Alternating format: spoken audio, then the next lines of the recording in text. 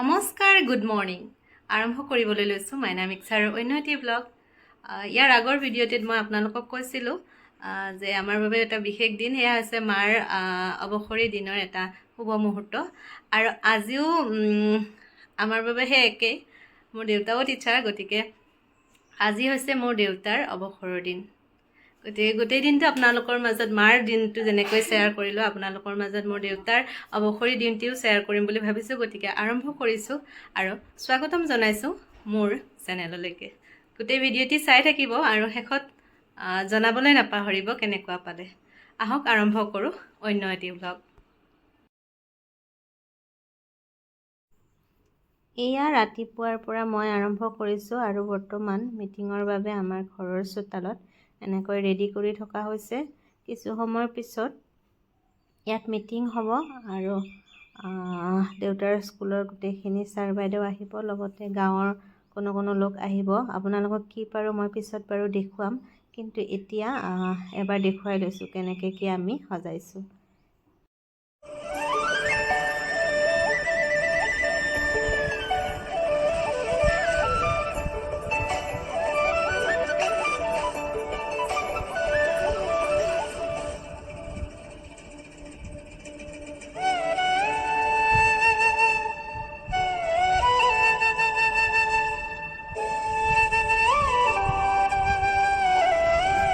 খানা বনাব এওঁলোকে আৰম্ভ কৰিলে ইফালে খানা বনিছে আৰু আনফালে আমাৰ দেউতাক স্কুলৰ পৰা ছাৰ বাইদেউসকলে আহি লৈ যাবহি তাৰ কাৰণে দেউতা ৰেডি হৈ আছে ব'লকচোন সেয়া চাওঁগৈ এয়া ছাৰসকল আহিলে আহি এখন গাড়ীত মা আৰু দেউতা গৈছে দেউতাক আজি লাষ্টৰ দিনৰ বাবে তেওঁলোকে অলপ আগবঢ়াই লৈ গৈছেহি ঘৰৰ পৰা আৰু এখন গাড়ীত আমাৰ ভণ্টিকেইজনী গৈছিলে মোৰ যোৱা নহ'ল অৱশ্যে আমাৰ ঘৰতো অলপ কিছু অনুষ্ঠান চলি আছে যিহেতু সেইকাৰণে মই নগ'লোঁ গতিকে স্কুলত যি হ'ব সেয়া সিহঁতক মই ভিডিঅ' কৰিবলৈ দিছিলোঁ সেয়া ভিডিঅ' কিছু শ্বেয়াৰ কৰিম আপোনালোকৰ মাজত আৰু এয়া দেউতা শেষৰ দিনটোত স্কুললৈ বুলি যাত্ৰা এনেকৈ দেউতা গ'ল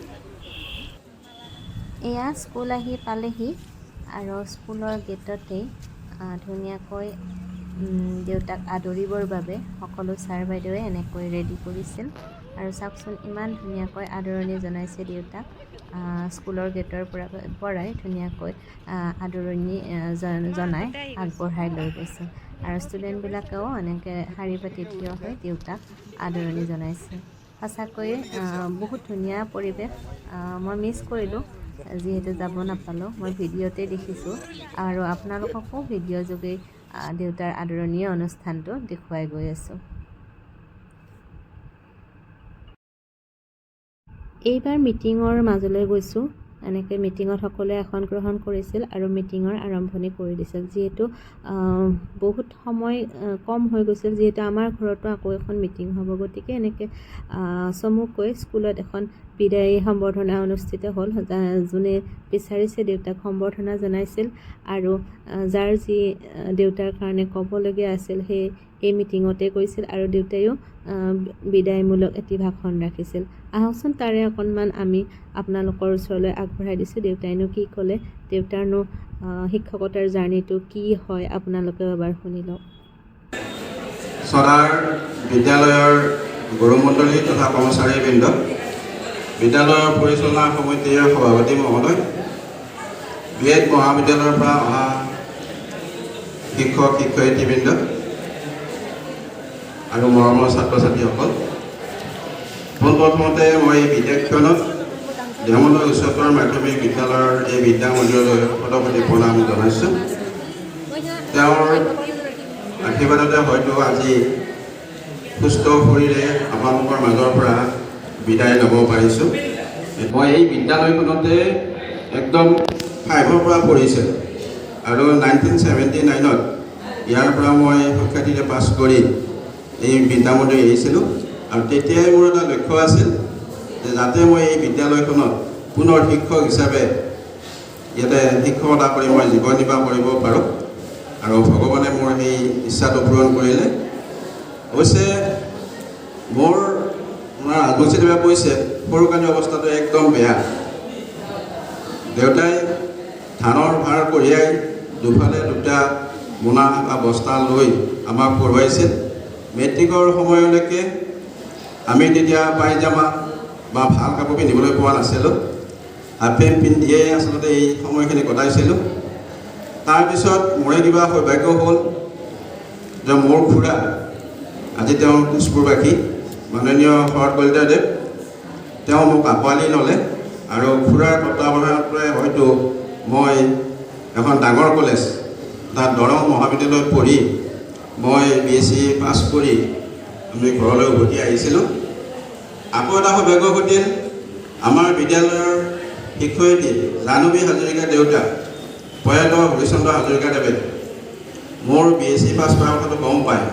তেওঁ মোৰ ঘৰলৈ আহি তেওঁৰ চাইকেলৰ আগত বহুৱাই তেওঁ ঘৰলৈ লৈ গৈছিল আৰু কৈছিল যে 50 টকা তোমাক মই নিজৰ পৰা দিম আৰু মোৰ ঘৰতে থাকি খোৱা লোৱা কৰি আমাৰ জাপানৰ স্কুলত শিক্ষকতা কৰা।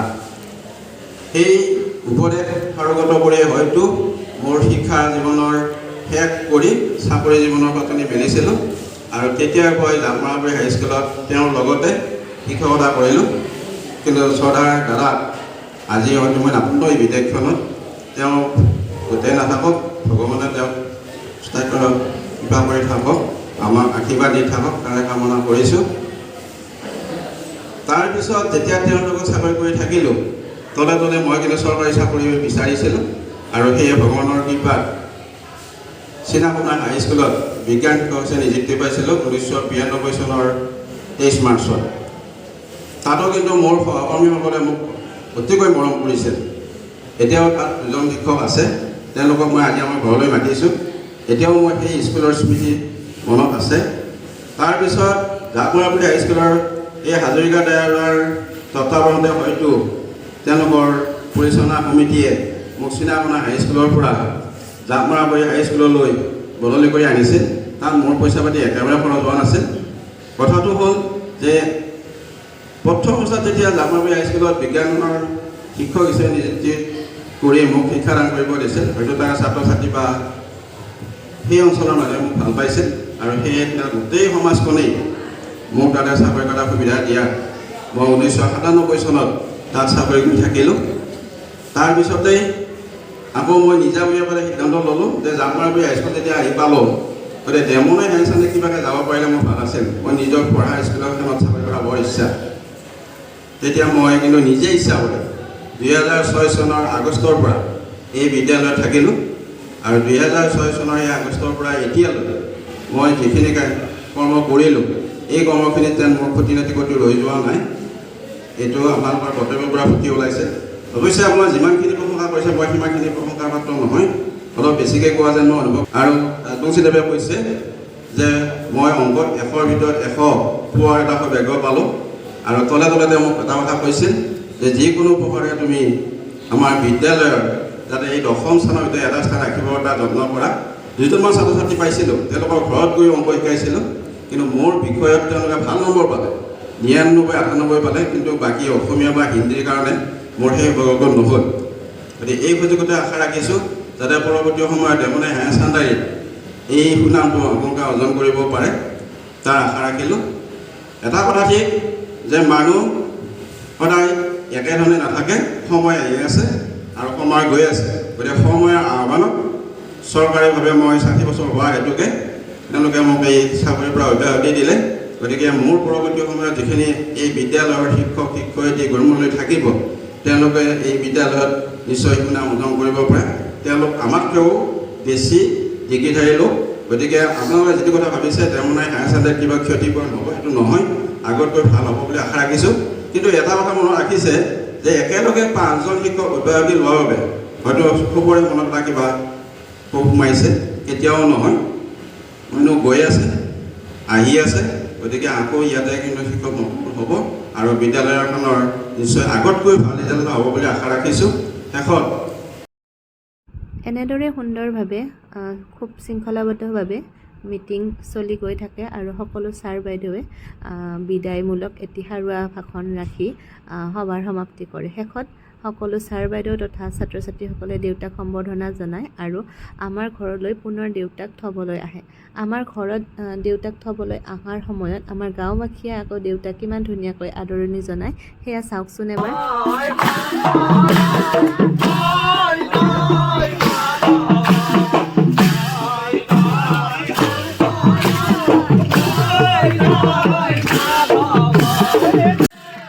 এয়া আমাৰ সকলো গাঁৱৰে ল'ৰা ছোৱালী তথা আত্মীয় কুটুম্ব ইয়াত আছে। দেউতাক আমাৰ গাঁৱত প্ৰৱেশ কৰাৰ লগে লগে তেওঁলোকে ঢোল নাগাৰা এনেকৈ সকলোৱে আগবঢ়াই লৈ গৈ দেউতাক ঘৰলৈকে আদৰি আনিছিল।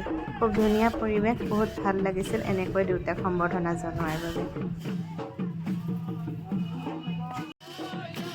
আৰু এনেকৈয়ে দেউতা আহি ঘৰ পালেহি আৰু ঘৰ পোৱাৰ লগে লগে মায়ে দেউতাক এনেকৈ বাটতে ভৰি ধুৱাই আদৰণি জনাই আগবঢ়াই লৈ যায়। ইয়াৰ মিনিংটো এয়েই, মই আগৰ ভিডিঅ'টো কৈছোঁৱেই যে ইমান দিনে দেউতাই দেওমনৈবাসীৰ লগত দেওমনৈ উচ্চতৰ মাধ্যমিক বিদ্যালয়ৰ সকলো শিক্ষাগুৰুৰ লগত থাকি শিক্ষা দান কৰি আজি শেষৰবাৰৰ বাবে স্কুলৰ পৰা ঘৰলৈ উভতিছে। গতিকে এয়া এক সন্মানমূলক আদৰণি। এনেদৰে সকলো গাঁওবাসী তথা স্কুলীয়া ল'ৰা ছোৱালী আৰু ছাৰ বাইদেউসকলে দেউতাক ঘৰত থ'বলৈ আহে। আৰু ইয়াৰ পিছে পিছে আমাৰ ঘৰত যি মিটিঙৰ আয়োজন কৰা হৈছিল সেয়া মিটিং ষ্টাৰ্ট হয়। মিটিংখন খুব ধুনীয়া হৈছিল। সকলো বক্তাই দেউতাৰ কৰ্মজীৱনৰ কিছুমান বিশেষ দিন খুব ধুনীয়াকৈ দাঙি ধৰিছিল। কিন্তু গোটেইখিনি এই ভিডিঅ'টিত দেখুৱাবলৈ অসম্ভৱ, যিহেতু ভিডিঅ'টি বহুত দীঘল হৈ যাব। গতিকে মই এটা থুলমূল আভাস আপোনালোকক এই ভিডিঅ'টিৰ যোগেদি আগবঢ়াই দিলোঁ আৰু স্মৃতি হিচাপে মোৰ চেনেলতো থাকি যাব বুলি এনেদৰে ৰাখি থ'লোঁ। এবাৰ গোটেই পৰিৱেশটো এবাৰ দেখুৱাই দিছোঁ আপোনালোকক, চাওকচোন। গোটেই ঘৰখন মানুহেৰে ভৰপূৰ, কিমান ধুনীয়া লাগিছে। সকলোকে এবাৰ দেখুৱাই দিছোঁ।